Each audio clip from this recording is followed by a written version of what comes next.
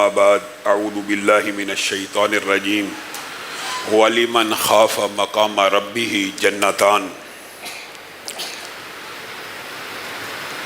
کل ہم نے آپ کے سامنے چند گزارشات کو رکھا تھا کہ روزے کی گرد و غایت بنیادی طور پر اللہ رب العزت کا خوف دل میں جاگودی کرنا اور روزوں کے اندر اپنے مستقبل کے شیڈول کو طے کرنا اور ساری زندگی کے لیے اللہ رب العزت کے خوف کو اختیار کرنا، یہ روزوں کا بنیادی مقصد ہے۔ اسی حوالے سے دنیا کی بے رغبتی کے حوالے سے چند واقعات کو آپ کے سامنے گوش گزار کیا تھا۔ نبی کریم صلی اللہ علیہ وسلم ایک مرتبہ بھوک کے عالم میں اپنے گھر سے نکلتے ہیں اور ساتھ ہی ابو بکر بھی اور عمر بھی ہوتے ہیں، وہ دو بھی بھوک سے پریشان ہیں۔ نبی کریم صلی اللہ علیہ وسلم ان کو لے کے حضرت ابو ایوب انصاری کے گھر میں چلے جاتے ہیں، اور حضرت ابو ایوب انصاری کی قسمت اور مقدر کا کیا کہنا کہ آج نبی محترم صلی اللہ علیہ وسلم ہمارے گھر آئے ہیں۔ نبی کریم نے کہا کچھ کھانا پیش کیا جائے۔ حضرت ابو ایوب انصاری نے ایک جانور کو ذبح کیا، اس کے کچھ خشک پارچے، خشک ٹکڑے کباب کی شکل میں کہہ لیں یا تکے کی شکل میں بھون کے لائے اور ایک سالن اس کا بنا لائے۔ نبی کریم صلی اللہ علیہ وسلم نے گوشت کے وہ ٹکڑے دیکھے اور وہ سالن دیکھا تو کہا میری بیٹی فاطمہ کئی دن سے بھوکی ہے، اس کو بھی بھیج دیا جائے۔ اس کو بھیجنے کے بعد نبی کریم صلی اللہ علیہ وسلم جب سادگی سے پکا ہوا یہ دو ڈشوں پر مشتمل کھانا کھا رہے ہیں، میں نے اور آپ نے غور کرنا ہے آج اللہ رب العزت نے روزوں ہی کے اندر افطاری کے وقت میں، سحری کے وقت میں ہمارے لیے کتنی ڈشوں کا انتظام کیا ہوا ہے، اور نبی کریم صلی اللہ علیہ وسلم اپنے سامنے صرف دو ڈشوں کو دیکھ کے کہہ رہے ہیں ثم لتسألن یومئذ عن النعیم۔ یہی وہ نعمتیں ہیں کہ جن کے بارے میں کل قیامت کے دن سوال ہونا ہے۔ آپ کی آنکھوں میں پانی موجود ہے، ان دو سادگی سے پکی ہوئی ڈشوں کو اپنے سامنے دیکھ کر نبی یہ محترم کی آنکھوں میں پانی ہے، اور آپ کو اور مجھے سمجھا رہے ہیں یہی وہ نعمتیں ہیں، یہی وہ نعمتیں ہیں کہ جن کے بارے میں کل قیامت کے دن سوال ہونا ہے۔ اور جو حدیث کے الفاظ ہیں وہ انہی نعمتوں کے بارے میں ہیں کہ کوئی قدم قیامت کے دن ہل نہیں سکے گا کہ عمر کہاں گزاری، جوانی کہاں کاٹ کے آئے، کہاں سے کمایا اور کہاں خرچ کیا، لیکن میں اور آپ روزے آئے روزے چلے گئے، زندگی میں کوئی انقلاب نہ آیا، زندگی میں کوئی تبدیلی نہ آئی۔ اگر دنیا سے بے رغبتی اور دنیا کے اندر آنے کا مقصد نہ سمجھا، دنیا کا ایک ہی مقصد جو کل آپ کے سامنے رکھا تھا اور آج بھی یہی بات ہے، وَمَا خَلَقْتُ الْجِنَّ وَالْإِنسَ إِلَّا لِيَعْبُدُونَ۔ زمین و آسمان ہی کی پیدائش کا مقصد ہی اللہ رب العزت نے لیبلوکم ایکم احسن عملا بتایا، تو جن و انسان کی تخلیق کا مقصد بھی فقط مقصد وحید اللہ رب العزت نے دیکھنا ہے یہ میری عبادت کرنے والے ہیں یا نہیں ہیں۔ اگر اللہ رب العزت کا خوف اس روزے نے، اس رمضان نے ہمارے دل میں نہیں ڈالا تو آپ سمجھیں میں اور آپ روزوں کے فلسفے سے غافل ہو گئے۔ اور ایک اسرائیلی روایت کے اندر اور اسرائیلیات کے حوالے سے آپ کو یہ علم ہونا چاہیے کہ ان کو بیان کرنا درست ہے، ان کی تصدیق اور تکذیب کے حوالے سے خاموشی بہتر ہوتی ہے۔ حضرت عیسیٰ کی ایک روایت اسرائیلیات میں ملتی ہے اور جو عقل اور منطق کے بڑی قریب ہے، اور اگر صرف عقل، منطق اور فلسفے سے سمجھی جائے تو بھی کافی ہے۔ حضرت عیسیٰ کو حالت کشف میں دنیا ایک بوڑھی عورت کی شکل میں دکھائی گئی، تو حضرت عیسیٰ نے اس سے سوال کیا تیرے کتنے خاوند ہیں؟ کہا خاوند تو اتنے لاتعداد ہیں کہ میں گنتی بھی نہیں کر سکتی۔ کہا پھر کیا ہوا؟ طلاق ہوئی کہ فوت ہوئے؟ تو اس بڑھیا نے جو دنیا کی شکل میں حالت کشف میں حضرت عیسیٰ کے پاس آئی کہنے لگی سب کو مار ڈالا، سب کو مار ڈالا۔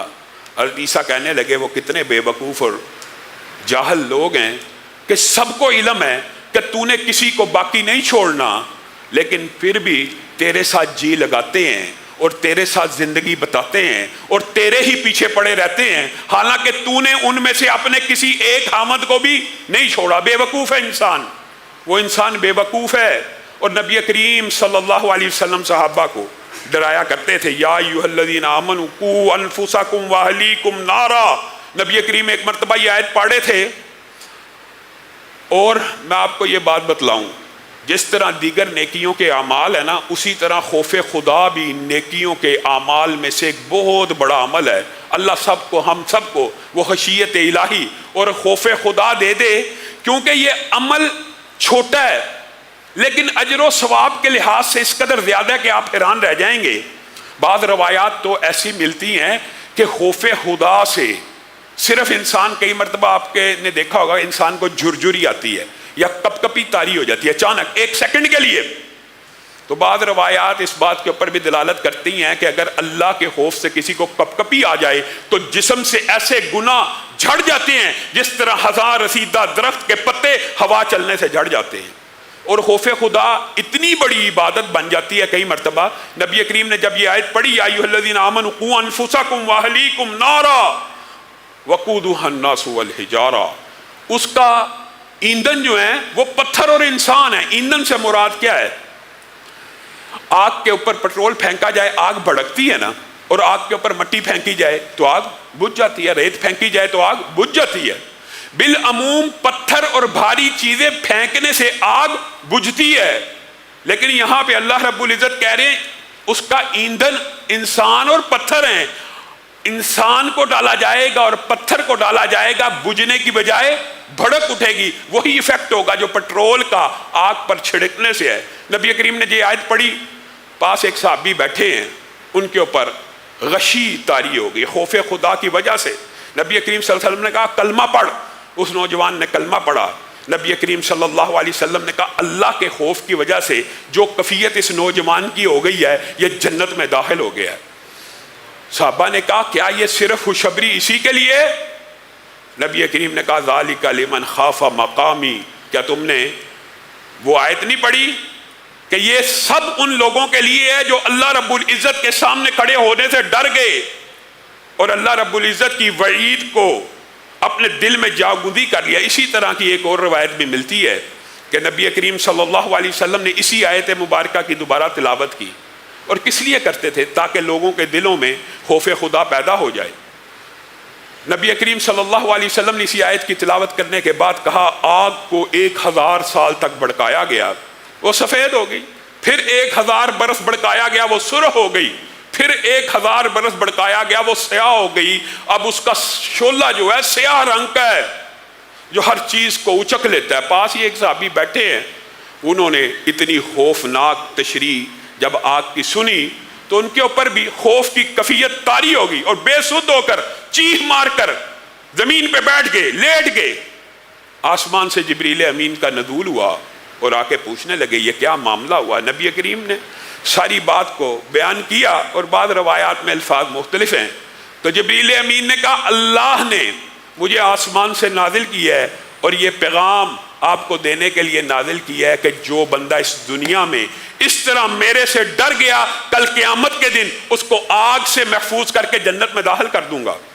صرف اللہ رب العزت کا خوف، اور خوف کے اندر کئی مرتبہ کب کبھی بھی شامل ہے، اور جو بندہ اللہ سے ڈرتا ہے، حقیقت بات یہ ہے، میں آپ کو سچ کہہ رہا ہوں، آپ مشاہدہ کر کے دیکھ لیں، اللہ سے ڈرنے والے سے دنیا ڈرنا شروع ہو جاتی ہے، اور جو اللہ سے نہیں ڈرتا اس کی معاشرے میں ردی کے برابر بھی کوئی حیثیت باقی نہیں رہتی، نہ عزت باقی رہتی ہے۔ اور آپ حیران رہ جائیں گے کہ خوف خدا اور اطاعت خدا بندی کی بات ایسی روایات ہیں جو وقت ملا تو آپ کے سامنے رکھتے جائیں گے۔ ایک روایت جو میرے ذہن میں آ گئی اچانک، وہ یہ ہے کہ نبی کریم صلی اللہ علیہ وسلم نے ارشاد فرمایا کل قیامت کے دن بھی، بنیادی طور پہ یہ تربیت اور ٹریننگ اسی دنیا سے لے کے جانی ہے، لیکن کل قیامت کے دن بھی بعض لوگوں کو خوف فائدہ دے جائے گا، بعض لوگوں کو اطاعت فائدہ دے جائے گی قیامت کے دن بھی۔ یہ کتنی عظیم حدیث ہے۔ 2 بندے نبی کریم صلی اللہ علیہ وسلم نے کہا ان کا فیصلہ ہوگا کل قیامت کے دن کے جہنم میں چلے جاؤ۔